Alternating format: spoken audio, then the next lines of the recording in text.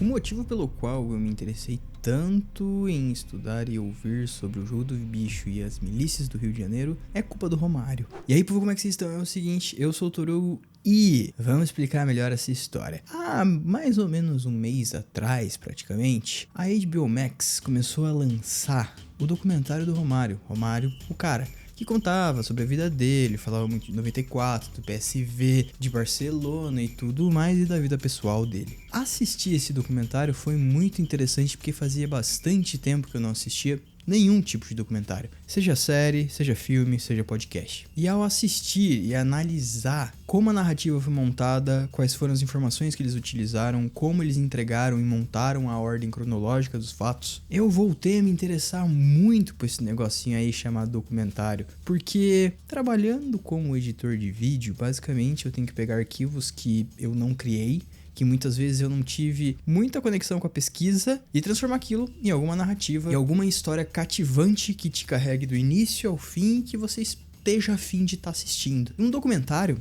nada mais é do que isso. Tem toda a parte de pesquisa, tem as partes de entrevista e tudo mais. Mas na hora que você senta ali na ilha de edição, você tem um segundo roteiro praticamente feito. Ok, isso acontece na maioria dos filmes. A gente tem o clássico caso do Tropa de Elite, onde na edição eles viram que era melhor melhorar, falaram com o Daniel Rezende, ele fez uma montagem completamente diferente. E nessa a gente tem o filme que muda da visão do Matias para a visão do Capitão Nascimento. Sim, o filme foi todo gravado de um jeito, e na edição eles viram que outra perspectiva era mais interessante. Eu tinha me afastado dos documentários por um motivo que só agora que eu parei pra pensar eu consegui entender qual era ele. Começando a trabalhar com redes sociais, eu foquei muito em consumir conteúdos de redes sociais para aprender a reproduzir os formatos, melhorar os formatos e dar a minha carinha para aquelas coisas. Seja uma edição focada para Reels, seja um vídeo para YouTube longo, seja um vídeo para YouTube curto, seja um formato com green screen. A mídia é um vídeo. Eu tinha que entender os diversos formatos e quando era melhor usar cada estilo, cada forma e por aí vai. E nessa eu parei de consumir filmes e séries em geral. Dentre eles, documentários. Coisa que eu sempre gostei desde pequeno. Inclusive é costume aqui de casa até hoje o History Channel ficar na TV passando documentários. Hoje em dia é basicamente trato feito. Mas na época que não existia apenas alienígenas do passado e trato feito, o History tinha bastante documentários interessantes. Então desde pequeno eu assisti bastante. E nesse ínterim, nesse período, eu parei de assistir. Para. Se você tem algum documentário pra me recomendar, fala aqui embaixo. Pode ser filme, pode ser série, pode ser podcast. Eu vou atrás pra ver. Vai que numa dessa eu assisto alguma coisa diferente. Eu já estou guardado na minha lista de desejos, na locadora do Paulo Coelho, o documentário do Coppola sobre o Apocalipse Now. Então, devo assistir nos próximos dias. Finalizando Romário, o cara, eu fiquei meio órfão querendo assistir mais algum outro documentário, mais alguma outra coisa. E aí eu fui no fundo da minha cabeça pra lembrar quais eram os documentários que eu tinha ouvido falar bem, que eu podia assistir. E aí eu lembrei que a Globoplay tava com um catálogo bem interessante. O lançamento mais recente deles foi o documentário do Senna. Mas não era isso que eu queria ver. Eu vi que tinha o documentário do Galvão também, mas não era isso que eu queria ver. O que eu queria assistir era o Vale Escrito. O documentário em 4 episódios que conta a história do jogo do bicho no Rio de Janeiro. Quando ele começou, quais são as famílias que comandam, quem são os caras que comandam e como isso se tornou do tamanho que tornou até hoje, tendo grande influência em vários aspectos da sociedade carioca principalmente. Em cada documentário que eu assisti nesse período e ouvi nesse período, eu parei pra prestar atenção em alguma coisa em específico que mais me ressaltava. Dentro do Romário Cara, era uma narrativa formulaica, nada muito inovadora ou fora da casinha ou algo que se destacasse ao ponto de me surpreender muito. Mas existia um ponto de linguagem que eu achei muito interessante. Em várias cenas dos jogos do Romário, ou qualquer jogo que aparecia, você não tinha o barulho da torcida, você não tinha narração.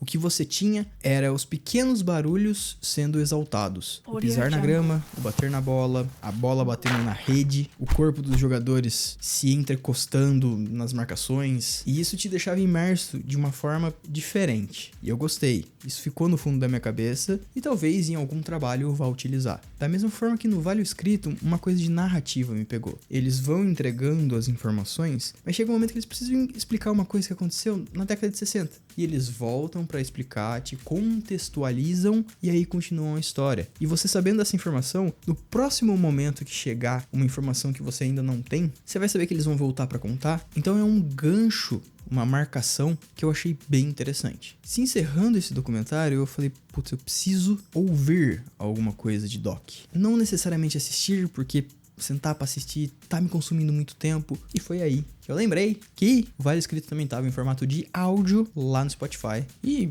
em qualquer outro agregador de podcast, na verdade. E com um ponto crucial, que foi o que me abriu um sorriso na cara. No podcast, eles decidiram acrescentar informações para não ser só um Ctrl+C, Ctrl+V. É o mínimo, digamos assim. E o que eles resolveram fazer foi colocar bastidores de como foi o processo de conseguir o contato dos entrevistados, pontos importantes para montar a narrativa como um todo. E aí você tem o escritor da série vindo e falando: era pra gente terminar as pesquisas, o documentário como um todo, no Carnaval de 2022, mas perto dele começamos a receber contatos de mais pessoas importantes para contar a história, e que se você assistiu o documentário e depois ouviu isso, você fala, é sério que não tinha isso? É linha guia pro que tá acontecendo pra narrativa, e eles não tinham essas entrevistas saindo da boca dessas pessoas? Como assim? E se você trabalha com audiovisual, se você produz qualquer coisa, quando você ouve a palavrinha behind the scene, making of, bastidores, você abre um sorriso de orelha a orelha, porque é ali que você vai ver como as coisas foram feitas e você vai, gostei, nossa, interessante, vou anotar. Eu não esperei, acabei de ouvir os 4 episódios e já parti pro próximo podcast.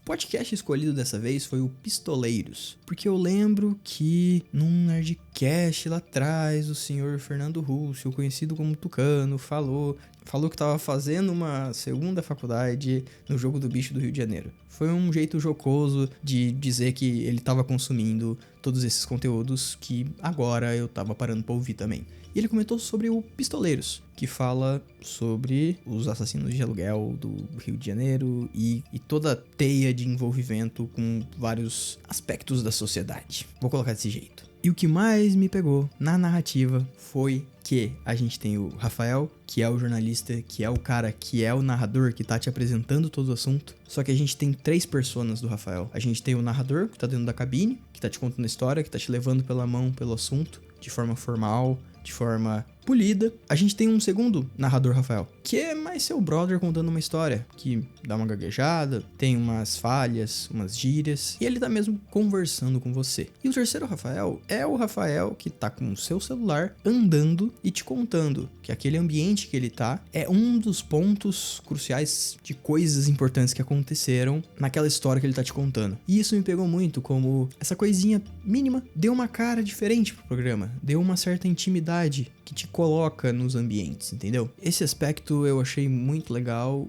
e eu anotei também para usar em futuros trabalhos. Já o Dr. Castor, eu acho que talvez por ter sido um dos primeiros a ser lançado, ele não tem nada muito forte que me pega. Ele conta a história e ele foca bastante na questão de desassociar um pouco da imagem do Castor de Andrade com o Jogo do Bicho, associando com as escolas de samba e principalmente com o time do Bangu, relacionando com aquele primeiro documentário que eu falei pra vocês, do Romário. Então, falando de futebol novamente, eu achei interessante, eu gostei, foi legal entender alguns meandros da personalidade, cara que teve uma relevância importante e que no documentário do Vale Escrito você ouve algumas coisas que ali você fala, tá, realmente eles tinham razão, esse cara tem uma coisa diferente. E o último que eu encerrei, mas não o último que eu estou ouvindo, é o República das Milícias, que é um livro que foi escrito e depois transformado ou adaptado para podcast. Ele tem uma fórmula bem jornalística, que é uma coisa que eu tava pesquisando antes de começar a querer falar sobre esse assunto, que é a questão da diferença entre documentário e documentar. Documentário é uma coisa mais jornalística, o documentário tem mais essa preocupação com a história que ele vai te contar. Enquanto um reporta os fatos e organiza em uma linha cronológica com o intuito de informar, o outro quer te contar uma história. Então ele usa os fatos para te levar do ponto A ao ponto B, para você entender. Então, você pode dizer que dentro do documentário tem mini reportagens que são acumuladas em uma grande narrativa organizada. 2 pontos que falam um pouco sobre isso é a questão de as entrevistas terem a questão de vozes sendo distorcidas digitalmente para não reconhecer, nomes sendo mudados e as entrevistas com pessoas relevantes sendo feitas de forma bem a documentar o fato e nem tanto tendo um áudio primoroso, nem coisas do gênero. É mais pra te mostrar a parada mesmo que tá acontecendo. Isso resvala um pouco no Pistoleiros, mas é uma forma diferente. Lá, meio que parece que foi foi uma estética escolhida, aqui parece que foi um recurso necessário. Mas um diferencial que me pôs mais nesse assunto foi o ponto deles terem colocado um narrador para ler certos depoimentos, certas coisas que eram importantes para a história que estava sendo contada, mas que eles não tinham o registro em áudio para te apresentar. E em vez dele ficar lendo tudo, a gente tem atores contratados para dar mais intensidade, veracidade e principalmente aquilo que eu acho que é o mais importante de qualquer coisa, de qualquer história que está sendo contada, conexão, para você se sentir conectado com aquilo que você tá vendo e você querer ficar do início ao fim. E o último podcast escolhido, que é o atual que eu tô ouvindo, ele começa com: inscreva-se no canal, deixa o seu like e compartilha com os amigos, caso você esteja gostando desse conteúdo. Caiu no bait, né? Deixa um comentário também se você tem algum podcast pra me recomendar. Mas o último, ele na verdade tá muito conectado com uma curiosidade quando eu li o título e depois a sinopse. Um espião silenciado te coloca em uma história que começa como algo curioso, no mínimo, e que com o seu desenrolar você vai vendo que é uma parada muito maior e que resvala em vários pontos importantes da nossa história nacional. Então ele tá apresentando alguns fatos que eu nunca tinha sido exposto, apesar de já ter estudado esses períodos históricos. O Rafael, aqui outro Rafael, não é o mesmo do Pistoleiros, ele é historiador. Então um ponto que é interessante é que ele tem um negócio em querer contar essa história que é muito foda. Foram mais de 10 anos de pesquisa, entendeu? E ele conseguiu chegar ao ponto de entrevistar pessoas da família do agente silenciado. Eu ainda tô ouvindo. Eu achei que seria um pouco mais tranquilo do que tá sendo, mas a história ela é muito mais cabulosa do que eu tava imaginando. Eu precisava de uma válvula de escape, alguma coisa que me tirasse de só consumir coisas do YouTube, que tava muito impregnado em mim, tá inserido nesse meio e avaliando, então eu não tava conseguindo me divertir tanto mais como antes, ao ponto de tenho consumido tanta coisa sobre futebol nos últimos 2 anos, porque eu ligo na mesa redonda, que o pessoal tá discutindo, conversando sobre as coisas, e largo lá e vou ouvindo. Não tem nada específico para ser visualizado, não é um documentário do Peleja, não é uma coisa do gênero. Pode parecer algo incoerente, visto que basicamente tudo que eu falei aqui, eu reforcei muito que eu tava analisando tudo que eu tava assistindo, vendo muita narrativa pra ver o que eu podia pegar pra depois aplicar nas coisas que eu faço no meu trabalho. Mas ainda assim, consumir essas coisas estão me ajudando a relaxar, estão me ajudando a eu ter o meu momento de entretenimento e me fez reforçar o consumo de coisas mais banais no YouTube também. Então, eu mudei um pouquinho a minha visão, foquei a minha parte mais analítica, provavelmente para esse setor documental, e agora eu tô podendo voltar a curtir umas coisinhas mais bobajada, besterol no YouTube. Vale reforçar que em podcast eu tava consumindo muita coisa que era só pra descansar minha cabeça. Pouco conhecimento, pouco conteúdo, era só pra descansar minha cabeça. Mas eu achei muito legal voltar a ouvir séries documentais, coisa que eu acabei fazendo ouvindo audiolivros durante a pandemia. Inclusive fica a recomendação de A Relação entre o Pacto entre os Nazistas e Hollywood. Esse livro, sempre que eu posso eu falo dele, porque ele mostra muito como funciona a maleabilidade de alguns discursos. Eu sou o Torugo, espero que vocês tenham gostado desse vídeo e em breve eu volto com mais assuntos que eu queira discorrer, debater e analisar com vocês.